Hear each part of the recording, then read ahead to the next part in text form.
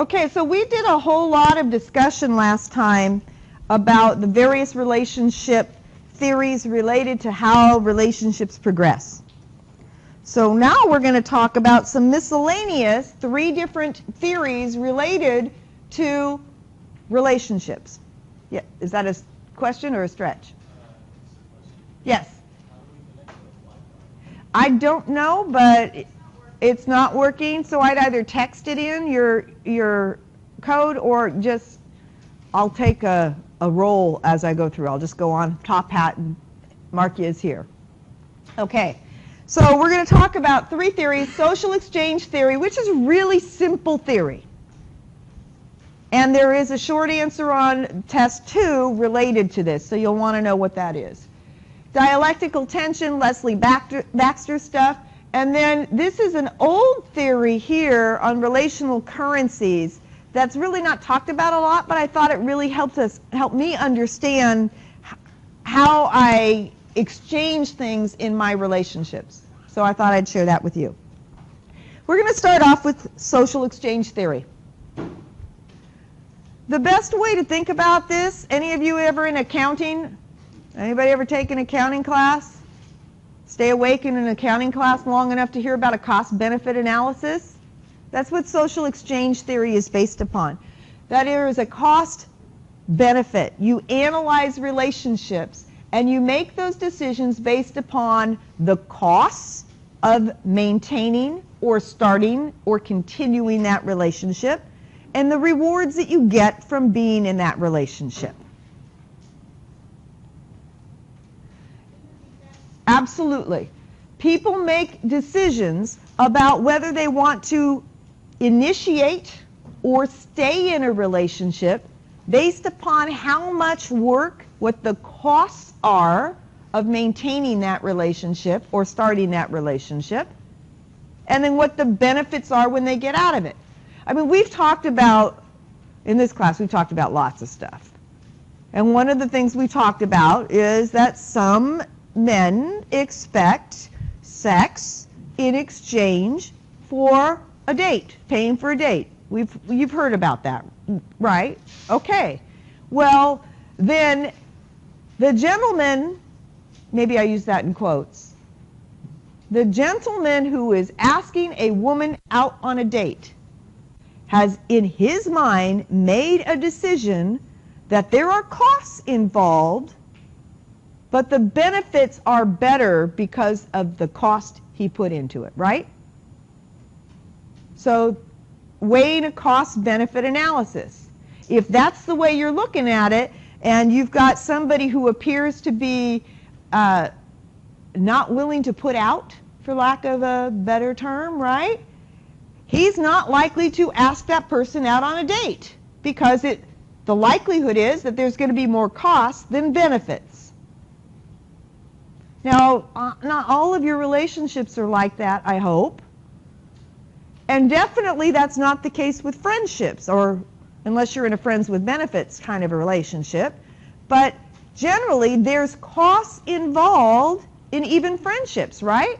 Costs could be the time. Costs could be, it could cost a whole lot of money to do some of the things that you guys like to enjoy together. Costs could be emotional costs. Anybody ever been in a relationship that, gosh, it just costs too much on your self-esteem or your emotions? Or yeah, so you weigh all of that. And all of that is based upon our perceptions. And the perceptions are the kind of relationship that we think we deserve. And then the balance between what we put into the relationships, the cost, and what we get out of it, or the rewards. So you're doing a comparison.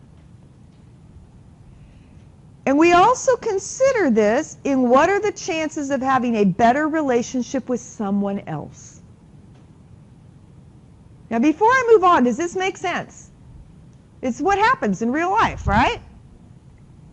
So those of you writing your relationships paper, you can refer to this theory if you're talking about it. Why you decided to pursue this relationship over another, or why you decided to stay in this relationship. it's not a surprise that people will stay in a romantic relationship that is not a very pleasant relationship until they find somebody else that they're interested in. And then they say, well, there's a chance of having a better relationship with somebody else, right? Have you heard the cliche that the grass is always greener on the other side?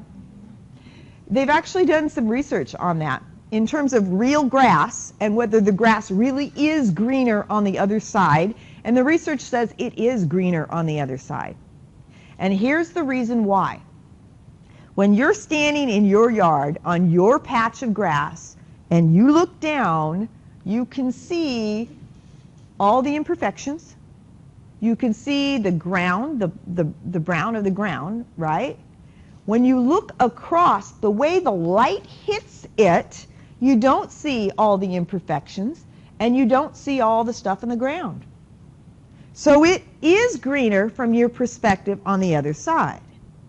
How many of you have ever accepted that theory and walked over to the other side and found that it wasn't what you thought it was? Yeah. But that doesn't mean we don't consider it here. So it really isn't greener on the other side. Perceptually, it is. But then once you get over there, it's not on the other side anymore. It's on your side. Absolutely. So, social exchange theory says that relationships involve give and takes. So the rewards versus cost, which is what you get versus what you give. So what kinds of rewards and costs? We've got 3 different kinds up here. We have immediate rewards and costs. I'm going to put effort into telling a joke. You laugh back at me. There's an immediate reward, right? I'm really spending time in this relationship and I'm enjoying this relationship. There's immediate reward. There's an immediate cost, spending time, and an immediate reward, the enjoyment that I'm getting out of it, right? There can be forecasted or prediction. If I spend the money on this date, then I'm going to get a reward back in the future. I'm going to spend time on, this is what you do in job situations, right? You forecast the rewards.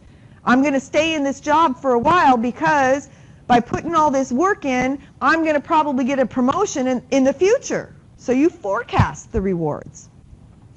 And then the cumulative reward, or the ROI, the return on investment, is this is what happens when you're in a relationship that is going south, but you say, I've already put a whole lot of work into this relationship, so I'm going to stay in this relationship. That is the cumulative part. So it could have been that I put in a lot of work. Okay, this is what you do with your parents. You acknowledge that your parents have busted their tail for you while you were growing up. And at the end of their lives, you're busting your tail to help them out because it's only fair. You got all the rewards in the past. Now it's time for you to work to help them out, right? So the same thing happens in relationships. And thank goodness, by the way, in some relationships, right? If everything were based upon the present, we'd have a whole lot more divorces. We'd have a whole lot more kids that have no families. When we'd have a whole lot of bad stuff going on. But on the other hand, sometimes, and we've mentioned this before, you can throw good money after bad. Oftentimes you stay in a relationship because you feel you put so much into it and you've decided that it's not, that you just put so much into it you can't let go of it. So the second part of it relates to the much part of it. So we have a give and take ratio. Magnitude is the size of the give and the size of the take. So when you go to buy something, there's always a cost to it, right? When you buy something, there's a cost. There could be, it could be a penny, it could be $10, it could be $15, it could be $100 or more. There's always some sort of cost. The question is how great the cost is. And by the way, even if you don't pay for it, there's usually a cost involved if you don't pay for it, right? We're going to do a trade, or I'm going to have to owe you for a long time, whatever it may be. There's always a cost, and the size of that is what we call the magnitude. So when we compare the give and take ratio, how much do I give versus how much do I get back? A give and take ratio. And you've done this, haven't you? You've been thinking, I put so much into it and I'm not getting very much back.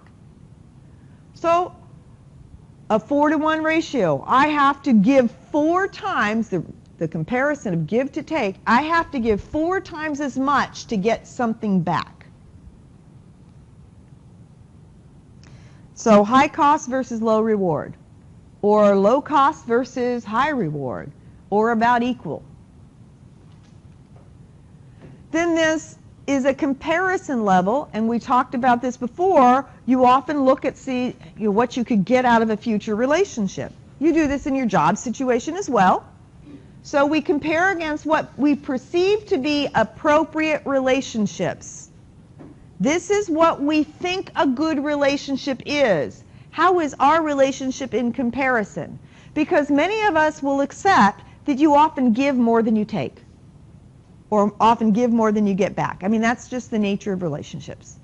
But you might be a different kind of person who looks at all of these other relationships out there that look like there's not so much give, but there's a lot of get in return, right? There's not so much cost, but there's lots of rewards. And if that's what you're comparing yourself with, then you're going to view your relationship differently. And then, again, we compare against potential relationships. One of the reasons people stay in relationships, they stagnate in relationships, is it's more work to get out of that relationship. There's a lot more cost to get out of it. And you don't see the benefit in the long term. The benefits don't outweigh the costs, right? And, hey, how many of you, take it into the romantic area, you're in a relationship, you want a divorce, but divorce takes a whole lot of cost. So now we're talking then at forecasted stuff. That costs financially, it costs emotionally, it costs in terms of time. Well, if you knew that if you got this divorce, Mr. Right is out there, or Ms. Right is out there, who is rich, who's going to take care of you for the rest of your life, or you're going to be able to have a life that you'd really like to become accustomed to, then you're much more willing to go through the cost of getting a divorce, right? But it costs a lot to get a divorce, particularly if you have kids. And you got to pay for those kids.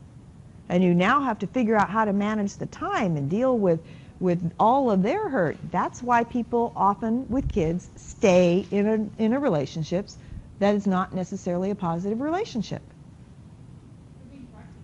They're being practical. And they're doing this give and take.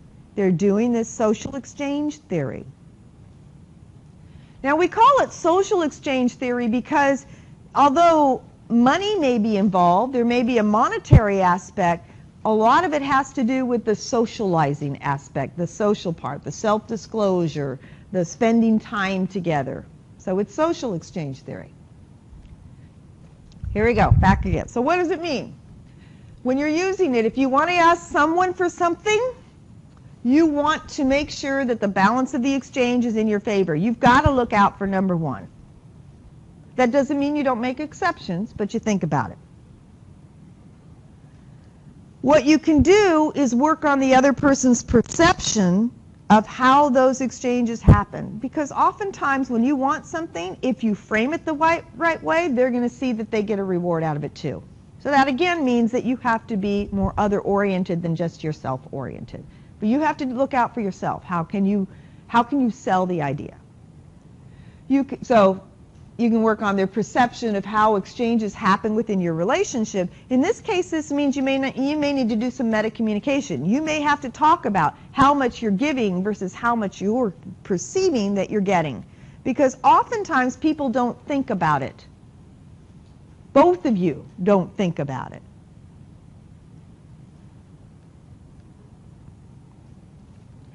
If you're defending yourself, if people are calling in favors, think about what kind of exchange or relationship you have with them and whether it is reasonable for you to do the favor.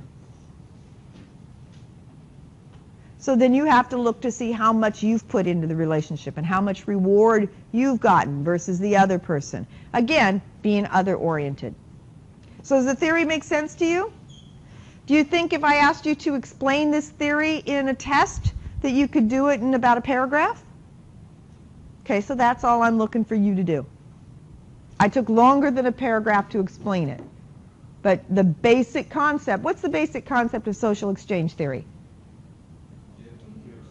Okay, and it has to do with how much you give and how you can perceive, why you do this. You look at immediate, forecasted, and cumulative rewards and I mean, it's an investment theory, basically, what we're doing. Okay, so now we're going to move to relational dialectics. Leslie Baxter on this one. This approach studies the dynamic. What does dynamic mean? Changing. Lots of changes, okay? So it identifies the dynamic created by opposing factors or forces in a relationship. So what that means, and I actually did bring this in for a reason. Okay, this is this tatting that I'm working on. Okay? And of course now I can't get it out because it's a pain here. So I'm working on tatting. In order to tat, anybody do any needlepoint? Anybody do any, let's see, knitting or crocheting? Okay, so you know that the tension is important when you do this.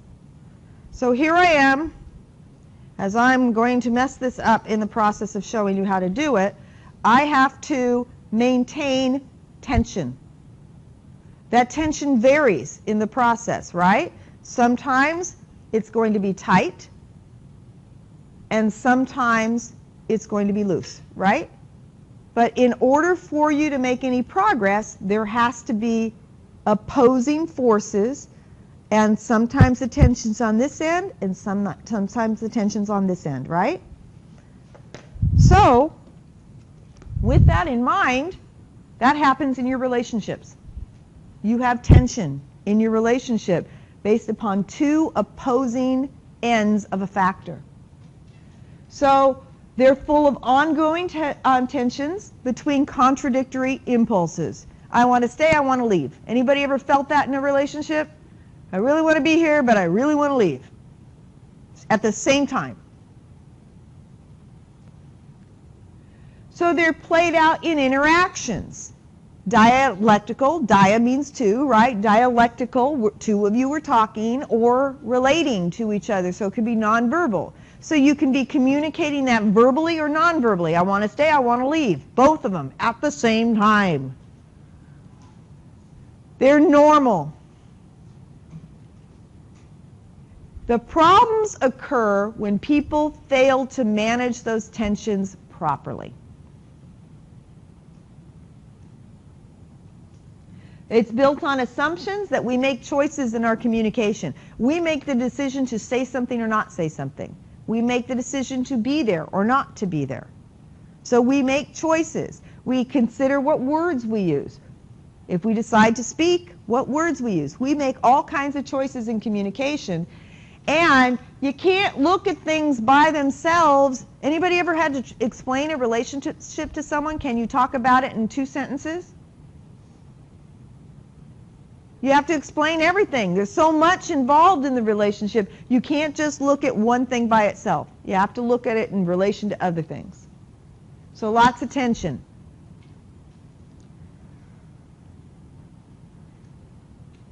So there are 3 dialectic, and there's a whole lot more to this theory than what I'm telling you, but this is the basic stuff. 3 common dialectics. The first, and this is the one that tends to be the most frequent. It's the one I just touched upon. Autonomy and connection. These are conflicting desires to be close to somebody, but be far away from them. How many of you have ever gone away and were not home for a big holiday, like Thanksgiving or Christmas, and you really, really wanted to be there? And the next time it came around, you were able to be there. You really, really wanted to be there, and you weren't there very long, and you really wanted to be away. You got those two tensions going on there. You have to realize that no relationship will exist if there isn't some sacrifice of individual autonomy. But you can get stifled via connection. So we want to be close, but separate.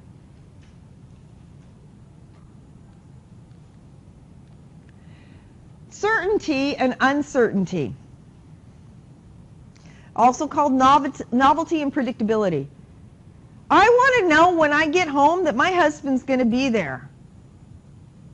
On the other hand, I want some spontaneity too. It's pretty predictable in my house. Every Friday night, it's taco night. It's just taco night. It's kind of nice to have that, right? On the other hand, wouldn't it be nice to just come home one night, be ready to cook, and then find out it's time, I'm getting taken out to dinner? So the spontaneity is fun, but I kind of need that certainty part of it too. So you experience that as well, and sometimes the longer you're in a relationship, you really know somebody well. By the way, that would tell you that if you're in a relationship that's so predictable, maybe you want to do something spontaneous sometime. So we're torn there, predictability versus novelty. And the last one is openness versus closeness. I want to know about you, and I want to share stuff about me. On the other hand, I want to be private too, when there's some stuff that I really don't want to know about you. Can you see the tension between those two? So that, come back here, come back. Come back. That relates to self-disclosure.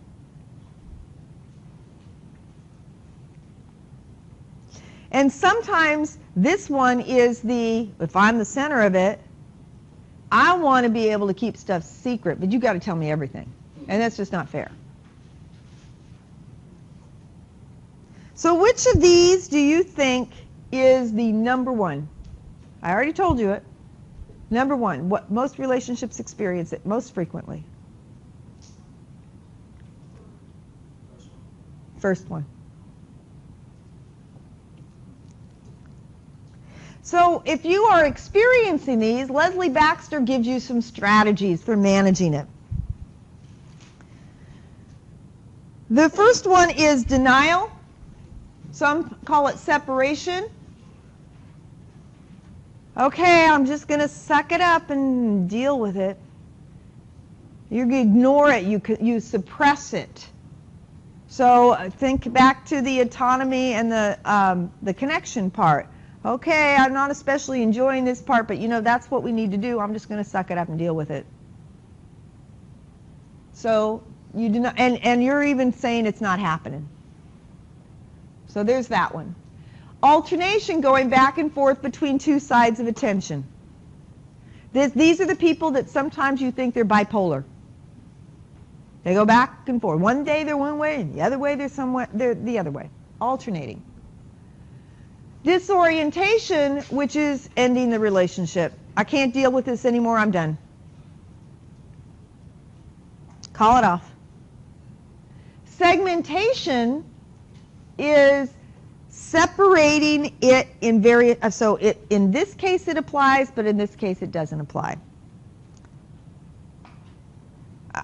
I kind of did it. I married my husband, but I kept my name.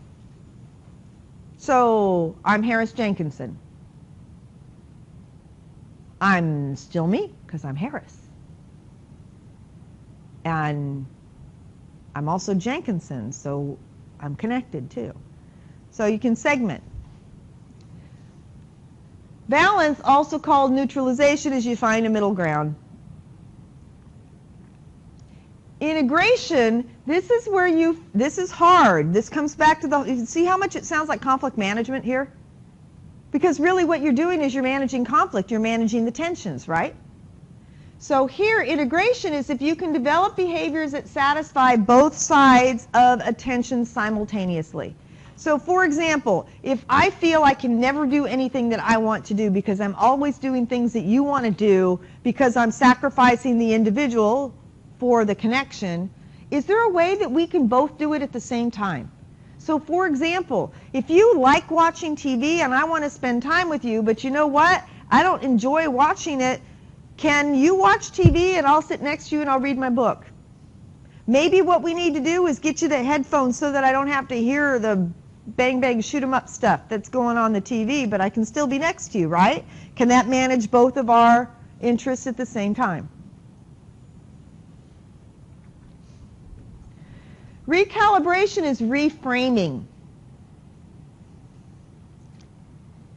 Can you see this from my perspective? Can I see it from your perspective? Is there any way that I can look at it as we're both getting what we want, and it's just not, I'm not negotiating to integrate, but I'm just looking at it differently? Which kind of connects to the last one, which is, I'm sure, the one Myretta is going to say, which is the reaffirmation, which is, that's just the way it is. That's what parents do with kids all the time. You know what? It's just a stage they're going through. They need to disconnect. That's what they are. We would never have adults if kids weren't jerks when they're teenagers. Because otherwise we'd never kick them out of the house. And they need to be out of the house to grow up, right? That's just the way life is. And so sometimes you just have to accept it as that's just the way it is. So what do you think of this theory? True, false, weird? What do you think? I think it's slightly true, but really pessimistic at times. You can never be totally happy, just kind of have to this like. Well, their argumentation would be if you can figure out to integrate or to reframe it, then you can be happy. But you have to work at it. And that's the key point on all of this stuff is you got to work at it. Relationships will deteriorate. Okay. It's kind of realistic. What? I think it's kind of realistic, like saying that, no relationship's just one way or another, like we're just kind of like opposing forces. And it kind of helps to know that that's going to happen. I think I've talked to you before that my master's thesis was on Harlequin romances. Did I mention that before? If you grow up thinking that you're not going to have any conflict, the first time you have a major conflict, you're going to think, oh, this is not the right relationship. I guess I need to get out of it. I made a mistake. And so understanding that those tensions are there and that you can manage those tensions might help you manage the relationship. Okay, so let's go to the next one, last one, because I told you I'd go through 3 theories. Relational currencies. Kind of related to social exchange theory, but instead what it's talking about is what you exchange. So relational currencies, a relational currency is anything that can be used in trade. And it refers to the behaviors, the communication behaviors that you use to show that you care about somebody. What is it that you do that indicates that you care? So then it allows us to look at all the relationships around us, and depending upon what we use in each relationship will tell us how important each relationship is. This is Kenneth Villard and Leland Whipple, came out in 1976. So how do you show that you care about somebody? What do you do or say to show that you care about somebody? Say I love you. Okay, so is that considered self-disclosure? At least the first time, right? Okay. Encourage them. Okay, so accepting some differences and showing encouragement, would that be time-oriented? I mean, sometimes that takes time to do. Okay. What else do you do? Okay, so again, you can say that would be self-disclosure. I miss you is self-disclosure.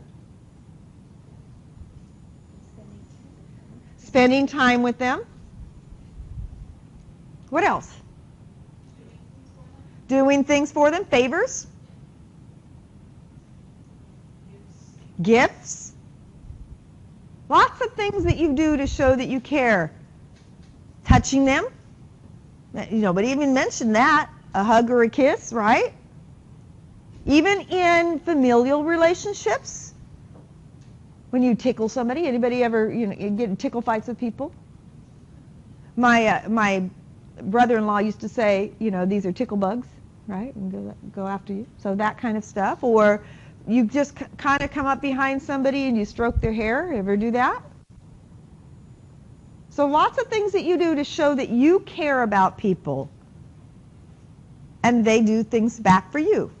So what you do, what you say, what you do is a currency. And you offer that currency to get something back from them, another currency. So there's two types of currencies. There are intimate and economic currencies. So an intimate currency has an identity focus. It is intrinsic. It's a sharing of you. Economic is time and energy focus. It is extrinsic. Not that one is any better or worse than others, but one is a sharing of who you are, and the other is often sharing of things. So, some examples of intimate currencies, and you've already brought some of them up. Direct relational statement, I love you. I like you.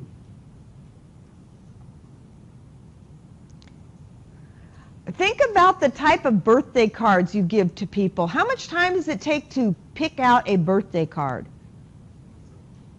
How long? Is it the funny one? Do you always send the funny one?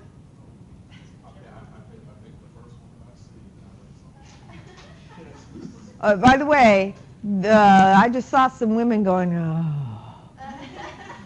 Ladies, how long does it take out to pick out a birthday card? 5-10 minutes? Because you have to get the one that says the right sentiment, number one. Number two is, depending upon how you feel about that person, you may not want to send something too mushy. I know, but boy, that is really a sharing of who you are, is if you make one, right? This assumes you're sending a birthday card. That's true. It assumes you're sending. What else could you do? Do you forget the birthday card? I don't forget it, I just never forget it. We've had discussions in my house. My husband always gets me a plant that I'm going to end up killing. And I just wish he didn't do that. But, there's definitely the growth of a relationship. It's still growing. I'm giving you a living thing versus dead flowers. You got that cost-benefit stuff going on too, right? So positive verbal statements, self-disclosure, listening, which kind of relates to the supporting that you talked about here, staying in touch. That takes a lot of work, doesn't it? To stay in touch. Nonverbal expressiveness, showing how you feel about them in facial expression as well as in the rest of your body. Physical touch. And when I'm talking about physical touch, by the way, it's not always an affectionate physical touch. We've talked about abusive relationships. You know, abusers don't always abuse anybody except who they care for. You've heard that. I'm doing this because I love you.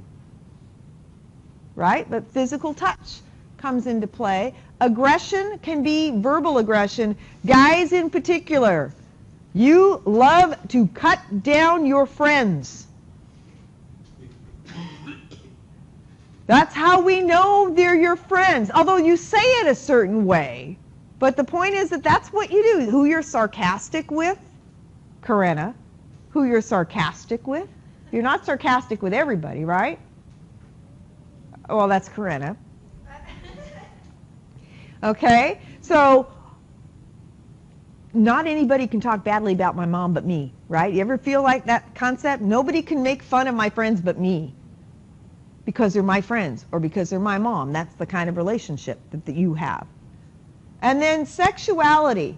Now, sexuality is over here, but it could just as easily be over here. Willard and Whipple called it the floating currency because for some people it is the sharing of an identity. Really, really important. I will not have sex with you unless I am sharing who I am. That's me. Other people, it's a nice way to spend time. So the economic currencies, nobody said this one, but it includes money. Who you will lend money to or give money to, as well as who you will accept money from. Are there people you would not accept money from?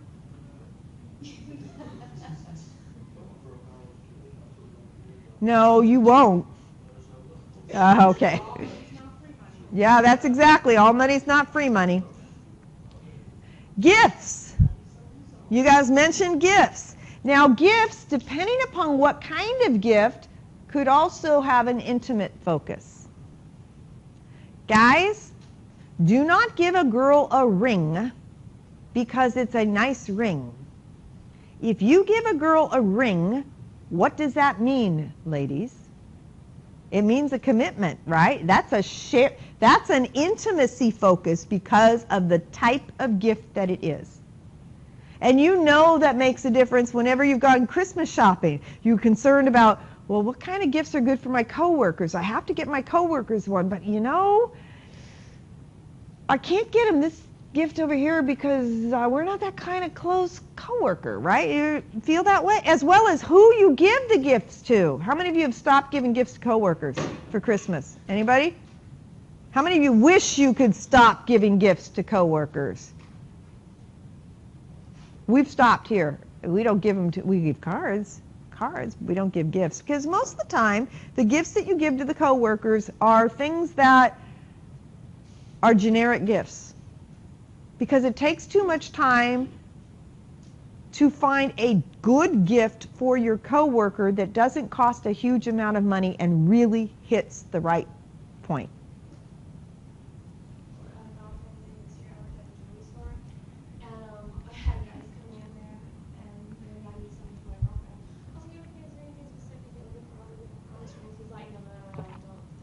No promise rings. He's like, can I say necklace? Can I? Because it doesn't have the same thing. Intimate apparel. Oh, don't buy intimate apparel unless you're in that part of that relationship, right?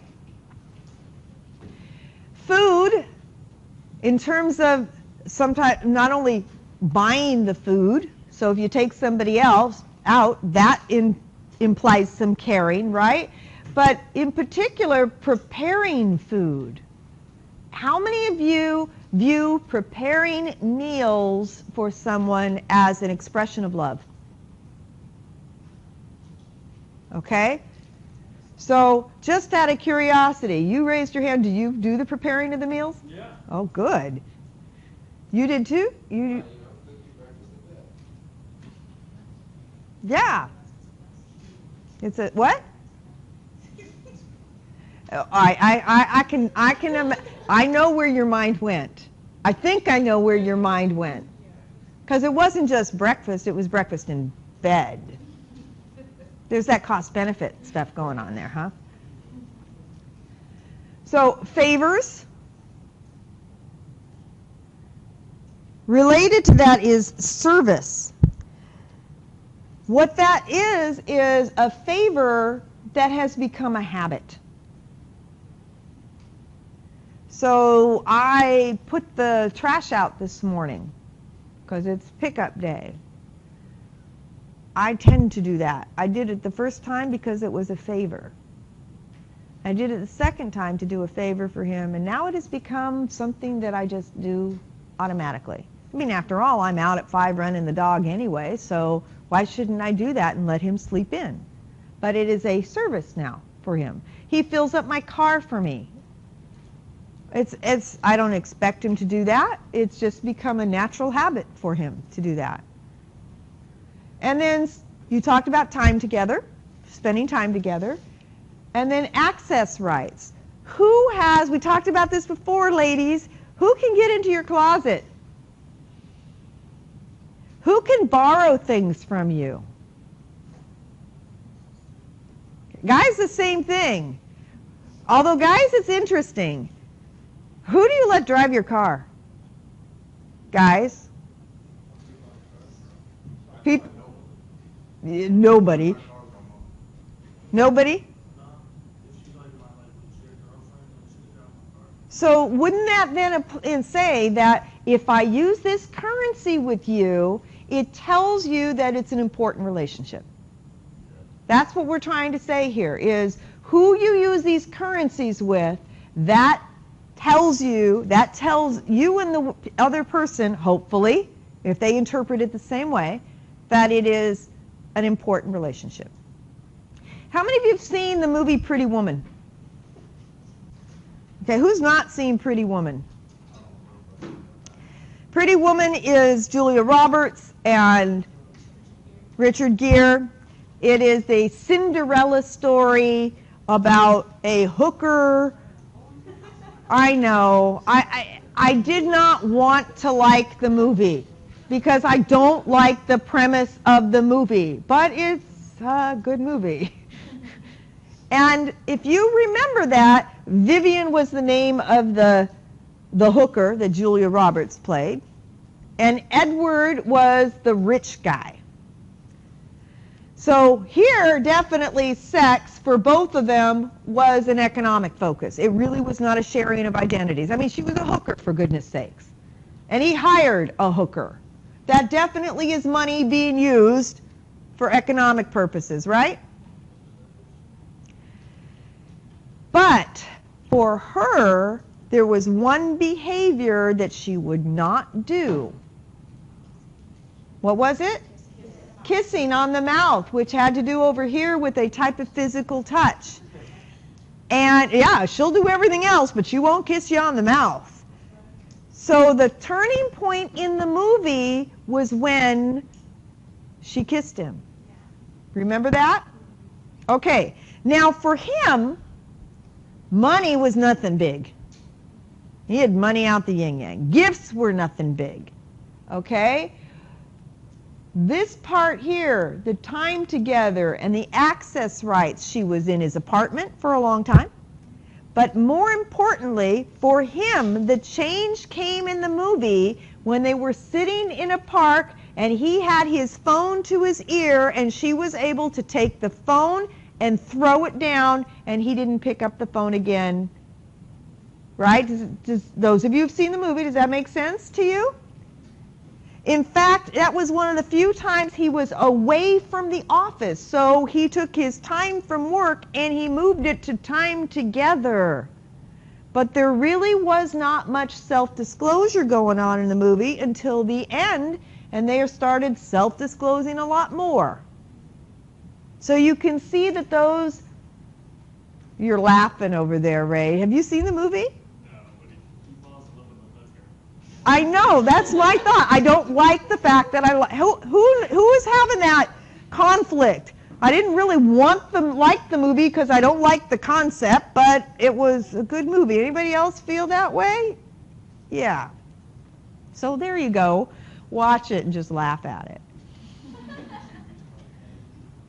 So the implications in terms of defining relationships.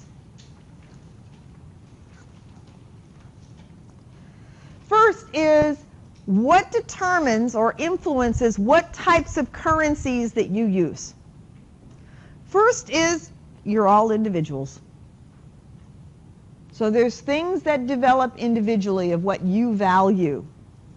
I am from the same parents as the other 5 brothers and sisters, and we all communicate differently. I'm pretty darn sure that you're that way too, right? Oh, back up here. Cultural. There are some cultural determinants. I think I mentioned to some of you this morning that I have there are people we met last year on a European cruise, a Mediterranean cruise, that we're going to go visit this year. And that was right before I started videoing the lectures, right? So as soon as I videoed a lecture, I sent them a link because I wanted some feedback on it. They're just starting to look at some of them. They looked at the self-disclosure one this weekend and said that, Brits don't self-disclose much at all. So I guess they wouldn't be using self-disclosure much as a relational definer. Or that they are using it as a relational definer. The only thing they do is with really close relationships is when they self-disclose. So there's definitely some cultural differences. You can definitely see it as well with physical touch. There are some cultures where, for example, in the Mexican culture, very, very physical within that culture. So when somebody hugs you in the Mexican culture, that doesn't necessarily mean that you're their best friend. And dyadic means that each relationship develops its own definitions of what's an appropriate definer and what's not, what works well in this relationship. And as you've been in multiple relationships, and again, not just romantic relationships, your relationship within your family has different relational currencies than the ones that you have with your friends, right? So that its own patterns, what's appropriate in this relationship, what identifies that you care in this relationship.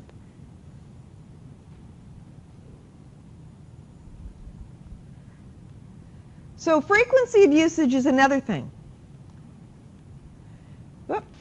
How come that keeps going back and forth? So I thought I had a good mouse, but I guess not. Oh, how did I go to relational intent? Forget that. Let's come back here. This is going to be great for those people who are watching this on screencast, huh?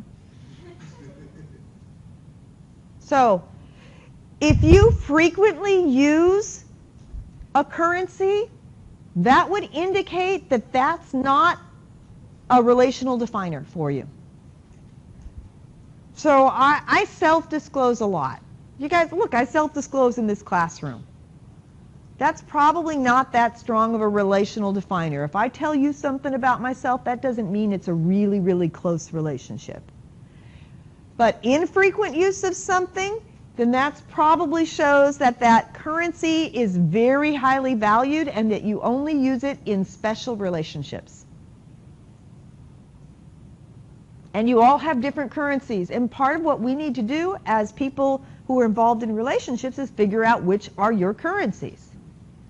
And then, of course, problems occurs when transactions happen with mixed currencies. So if I self-disclose something to you, and for you, self-disclosure is a strong relational definer, you might think that we're at a different place in our relationship than I do. And where this really comes into play is, what's the floating currency? Sex. Okay, so here let's say you have someone, will be stereotypical, you have a woman where sex is an intimacy currency. And I will only have sex if I think this is a very important relationship. And she's involved with a male or a female where sex is not an intimacy currency. It's more of an economic currency. So when they finally have sex, one person says, wow, this is a really special relationship. And the other person says, wow, this is a nice relationship. Can you see where some conflict could come in? Gifts, the same thing could happen, particularly if people don't understand that a gift given has a particular intimacy focus. A single long-stemmed red rose means what?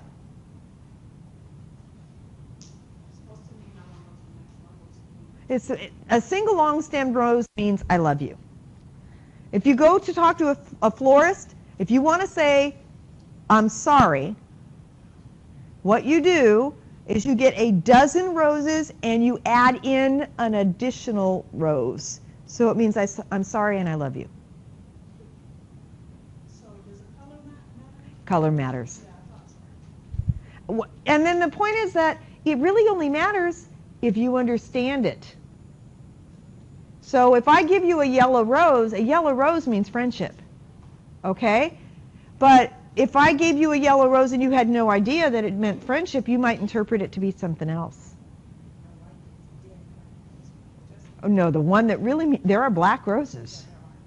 People send black roses, and they send them, they have definitely a meaning. They are symbols that stand for something else. Okay, so we're done with this one? Yes, sir. What does black roses symbolize? I hate you, and it's done. Yeah, it's nasty.